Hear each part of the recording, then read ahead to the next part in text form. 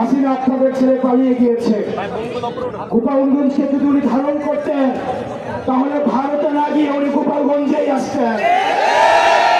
ওনার মতো স্বার্থপর উনি ওনার ফ্যামিলির মানুষ ছাড়া গোপালগঞ্জবাসীর কথা একবারও ভাবেন না।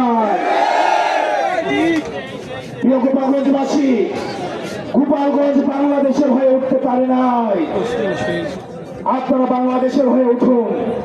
আওয়ামী লীগ পরিকল্পিতভাবে গোপালগঞ্জকে বাংলাদেশ থেকে বিচ্ছিন্ন করেছে, ভবিষ্যৎ প্রজন্মের ভবিষ্যৎকে সংকটে ফেলেছে। আমরা গোপালগঞ্জবাসীকে আশ্বস্ত করতে চাই, গোপালগঞ্জ বাংলাদেশের, ফেনীও বাংলাদেশের, বগুড়া বাংলাদেশের, বাংলাদেশ এই 64 জেলার সমান অধিকারের জন্য লড়াই করবে, সবার জন্য আমরা সমানভাবে লড়াই করব।